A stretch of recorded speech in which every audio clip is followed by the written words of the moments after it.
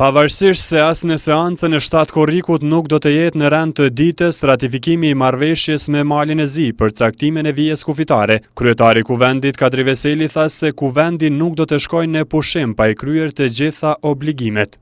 Nuk ka pushim deri t'i përfundojmë gjërat. Nuk fola për çështje specifike, por nuk do të kemi pushim derisa t'i përfundojmë gjitha obligimet që kemi bërë.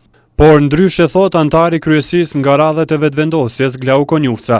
Sipas tij, përfaqësuesit e koalicionit qeverisës në mbledhjen e sotme të kryesisë insistuan që të shkohet në pushime verore pa e ratifikuar demarkacionin me Malin e Zi. Ishte disponimi i përgjithshëm i koalicionit qeverisës që të shkohet në pushime më herët, pra mundësisht gjatë muajit korrik, kurse për obligimet, sipas kryetarit të kuvendit tha që mund të ketë ndonjë agjendë në fund të një presioni apo të një trysnie e cila nuk vjen thjesht prej brenda kuvendit, por prej çarçeve të jashtme, ai tha që për këto mund të kemi seanca gjatë muajit gusht.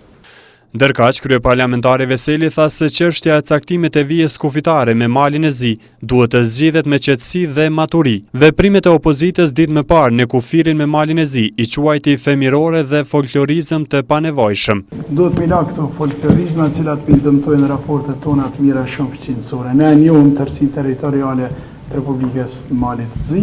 Kemi me ardhë dhe tek marrëveshja për përfundimin e çështjes së demarkacionit. Asnjë centimetër e vendit tonë nuk po me shku në një vend tjetër. Është mirë me nalë sen e tilla dhe mos me lu me emocionet njerëzve.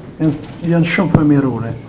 Reaguan përfaqësuesit e opozitës. Kanë qenë territor të Kosovës, nuk e kuptoj këtë prononcim. Donë është tepër i pa kuptim prononcimit i s'ka të bëjë kjo me kur gjë të keqe.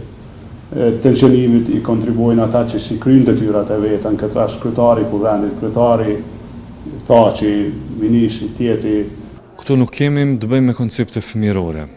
Këtu kemi të bëjmë me kërcënim serioz të sovranitetit shtetëror, edhe me koncesione të cilat janë të pafalshme dhe të cilat janë bërë prej krerëve më të lartë të shtetit. Donë se deputetet e AK-s e kanë bojkotuar punën e kuvendit. Kryetari i kësaj partie, Ramush Haradinaj, tha se kur të vijë në kuvend marrëveshja për caktimin e vijës kufitare me Malin e Zi, do të jenë aty për ta kundërshtuar. Ditën e seancës për demarkacionin, ne do të kthehemi në kuvend me qëndrimin e qartë, kundërshtimi i vizimit gabum.